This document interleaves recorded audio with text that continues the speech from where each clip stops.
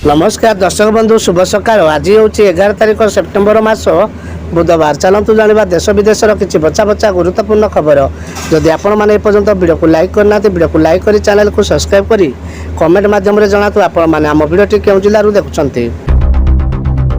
आपण भी पीएम किसान 18तम किस्ती पाइबाकू चाहते कि जदि ही तेबे लिंक थिबा बैंक खाता को एपरी करंतु अपडेट।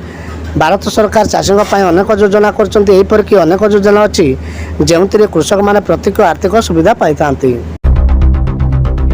ओडिशा उपकूल अतिक्रम कला गभीर प्रपात अति गभीर वर्षा नहीं 10 जिला को रेड वार्निंग जारी कले। बंगोपसागर में आगक बढ़ुची गभीर प्रपात ओडिशार उपकूलर पुरी निकट यह अतिक्रम कर सका 10:30 ରୁ 11:30 भितर पुरी निकट में स्थल भाग अतिक्रम कर डीप डिप्रेशन एने भारतीय पाणीपाग विभाग पूर्वानुमान करिछि। ऑनलाइन पेमेंट उपरे लागिब 18% जीएसटी। हाँ दर्शक बंधु, बुधवार दिन अनुष्ठित जीएसटी काउंसिल बैठक में डेबिट और क्रेडिट कार्ड तथा ऑनलाइन पेमेंट को नहीं बड़ निष्पत्ति नि। गणमाध्यम सूत्र मिलता सूचना अनुसार 2000 टंका कम क्रेडिट कार्ड डेबिट कार्ड कारोबार उपर आदाय होता मार्चेंट फी उपर एवं 18% जीएसटी आदाय कर।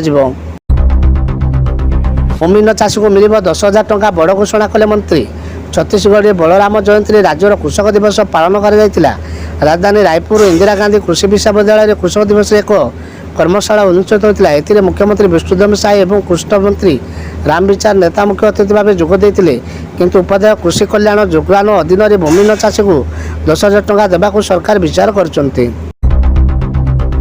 1 लाख आवश्यक खुटा को मागणा सौर शक्ति। हाँ दर्शक बंधु, सरकार सर्वदा देशर लोकों विभिन्न सहायता प्रदान करते जहाद्वारा लोक किसी क्षेत्र में आश्वस्ति प्रदान कर। सीएम सूर्य घर योजना यही योजना अधीन में टाटा पावर ओडिशा सरकार और यौथ उद्योग TP central Odisha deputation limited राज्य 1 लाख लोकों घर छात पर सौरशक्ति व्यवस्था स्थापन करने लक्ष्य रखिंट।